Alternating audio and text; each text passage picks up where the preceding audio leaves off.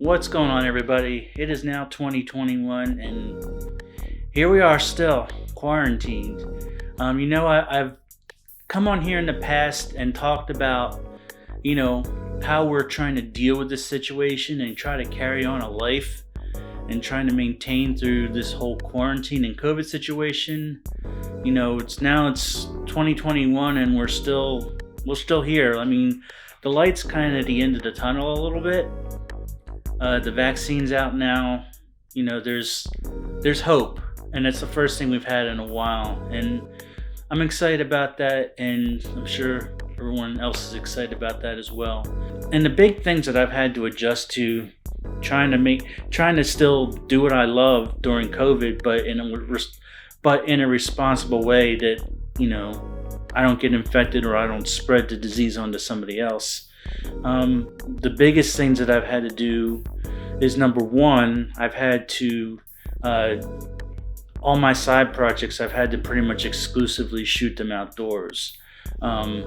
Whether it's warm, whether it's cold, whether it's raining or sunny, I'm kind of at the mercy of the elements. But I've managed to still do some work and put some work out there, even though I've been extremely limited on the resources that I have available because I have to shoot outdoors. I'm at the mercy of Mother Nature. I can't really set design stuff very much. I can't light stuff exactly the way I want to.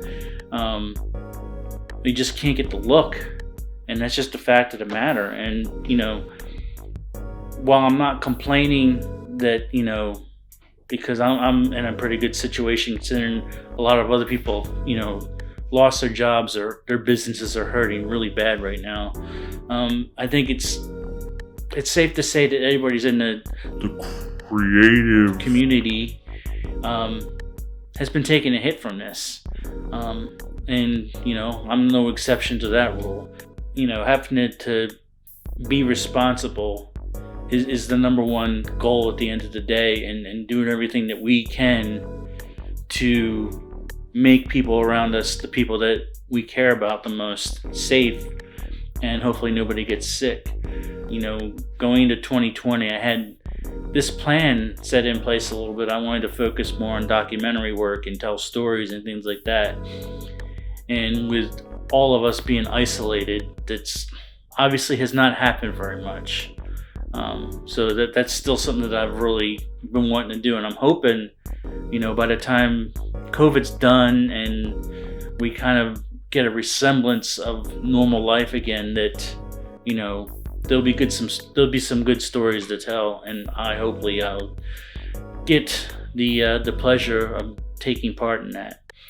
But it's been frustrating for me because I have these visions in my head, and I've been doing a lot of practicing and trying new things, and I want to apply them into a project. If we do a behind the scenes here, you can see I'm shooting in my kitchen right now. I have a ring light for my main light, and I have my living room bulb as a kind of a fill light. But it's out of my control right now. It's out of our control right now, and so we're just sitting here waiting. Has helped a lot with me over this past year, trying to cope with this pandemic, is getting the time to reinvest in myself a little bit, as far as gear that I want to use, techniques that I want to learn. I've really focused more this year on honing up some things that I felt like were my weaknesses. Number one was a lack of the proper gear that I felt like I needed to do what I wanted to do. And I know it's like there's never such thing as having all the right gear. It's like you never have everything you absolutely want, but there's I felt like a lot of my filmmaking career has been compromised because I've had to overcome small budgets, small, one man run and gun type of stuff that I got to do, that I just don't have the resources available to do that. I actually pulled out my old gun. This is the Nikon D5100. But I'm trying now to get to a point where I want to incorporate some of those resources. And one of those things was investing in new gear and smartly investing, like stuff that I think will last a long time. The two biggest purchases that I've made over the last year, number one was a new lens, the Sigma 18-35 1.8 Art Series lens. This is really kind of like the go-to lens for a lot of people that make videos and films, whether you shoot on a Blackmagic pocket cinema camera like I have, whether you shoot on a this is on a C100, whether you shoot on a DSLR.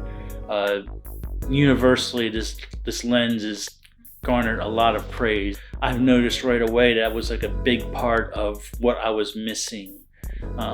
I've compromised so much on lenses, just trying to get the bare minimum for what I need, but I never, really was at the point where I was like, invest heavily into a lens that I know, like this lens, I know that I'll be able to use for years, that it's going to probably carry over with me for a long time. The second biggest investment I made was on a new stabilizer, a gimbal. I'm really late to the whole gimbal party. I'm probably about 4 years late to the gimbal party, but I'm finally here. Finally got let in the door, and I went ahead and purchased a Zhiyun Crane 2S here a couple months ago. And this is something that, motion of being able to put motion to the camera is a huge part of the experience and what you want to create with your camera. In the past, I use a tripod, a slider, as well as a very old school glide cam knockoff that I really got my money's worth out of. It was beautiful, but all this stuff was limiting me and what I could actually do physically with my camera. So the whole gimbal thing, I'm still very new to this. I've only actually used it on like 2 shoots so far. But I think it's something that's really gonna, carry over, and something that I will use for a long time. Like, already for this gimbal, I've already put a Blackmagic pocket cinema camera on it. I put a C100 on it. I'm about to put a Canon 70D on it. So this kind of goes back to the theme, and it's like my general theme at all. When I go ahead and purchase equipment, it's like I want to buy something that I know is going to get used for one thing, but it is very versatile and it's going to last for a while. So I'm hoping that these 2 purchases will carry me through, and maybe I'm done breaking the bank for a little bit. Another thing that I've really been focusing on, this year, trying to hone my craft, is really trying to understand lighting and understand the importance of lighting, and realizing that it's how much it shapes an image, how much it creates a mood for whatever project you're working on, how you can sculpt things, and how you can really fine tune what's the camera lens is seeing just by lighting. For instance, like if you look back at some of my old videos that I shot, it was literally like shot in my bedroom with one light like shining directly on me, with like no kind of contrast in my face at all, or no kind of anything going on in the back room, no kind of backlight. It was pretty sad. And I've been watching a lot of my old videos lately, and it just makes me realize how far I've come and how far I need to go to really get to the next level that I want to. So as you can see, even though I haven't been out there shooting as much, I've been investing in myself more, whether it's the equipment that I listed, whether it's the lighting I talked about, or any other kind of resources, do your research. Always learn stuff, always try to get better. And I think maybe not just for me, but for a lot of us, 2020 and being stuck in the house all the time kind of forced us to do that. And that's where I'm at right now. And I'm excited to hopefully, get out and about and create some new great stuff for this channel and just my portfolio in general. I hope everyone's staying safe. I hope everyone is healthy. And I really hope that we get through this pandemic soon, because I know we're all ready to get outside. Until next time, I'll talk to you later. Bye.